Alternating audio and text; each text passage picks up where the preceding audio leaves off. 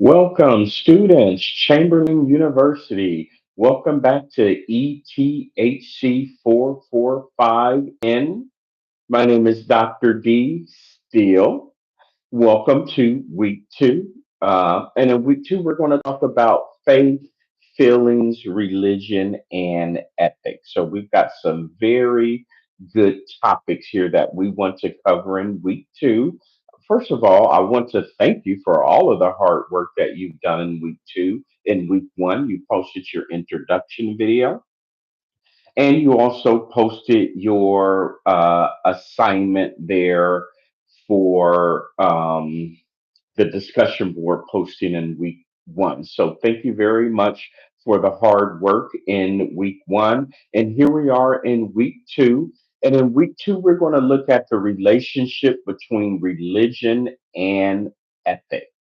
So we're going to discuss things like divine command ethics and natural law. And we're going to look at how these theories give us detailed ways of seeing religion and religious ideas and how God can translate that into ethical applications. So, the learning outcome for week two is for you to examine the relationship between ethics and religion via valuation of divine commands and natural law ethics as a way of determining moral actions.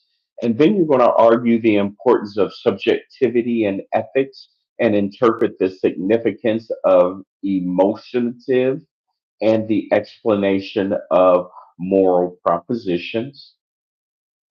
In week two, I'm going to encourage you to watch and read the lecture. So, the overview of the lecture is faith and feeling, religion and ethics. And some of the subtopics we're going to cover there is divine command ethics. We'll talk about some cutting edge scientific procedures such as cloning. We'll look at IVF, natural ethics, and sexuality. So, really good reading, really good lectures. Very important that you watch the lectures, read the chapter textbooks. In this case, chapters three and four in the textbook before you start your discussion board posting and before you start your critical thinking assignment, okay? So, the discussion board assignment in week two will be dealing with religion and ethics. And there's a really good prompt here. We're going to start with St. Augustine and his fifth century position that we hold the full freedom, if you will, to make choices in our life. It's the idea of free will that you may or may not be familiar with already. But after you read the prompt, there's a series of questions that I want to guide your response to the discussion board posting. Now, you may not be able to address every word of the questions verbatim, but it's very important that you give a good sampling of the three questions. I would recommend using section headers, using those questions as section headers for your discussion board posting. But of course, that's completely up to you.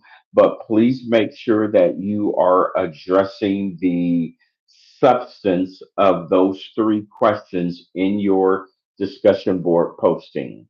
And speaking of your discussion board posting, please do not post before the 13th or it will not count towards your grade. It's okay to read, it's okay to get your response ready, but please do not post your response before January 13th. Um, and speaking of discussion board postings, you all did a wonderful job in the discussion board postings in week one. So I want you to keep that same format, okay? Make sure that you have a very thoughtful initial posting, Please make sure that you are integrating evidence, ideally from the textbook, but any scholarly reference that includes the textbook, articles from peer reviewed journals, also uh, uh, resources from .edu websites and resources from .gov websites. And then finally, here in week two, you are going to do the assignment, the week two assignment. So, very important that you read chapters 3 and 4 in your assignment. You're going to read the ethical dilemmas. You are going to select two of the ethical dilemmas, and you are going to answer the 5 questions that are associated with those ethical dilemmas. Very important there that you make sure that your posting is 2 to 3 pages. You're using 12-point font, and most importantly, that you are integrating peer review references and peer review support to support your work.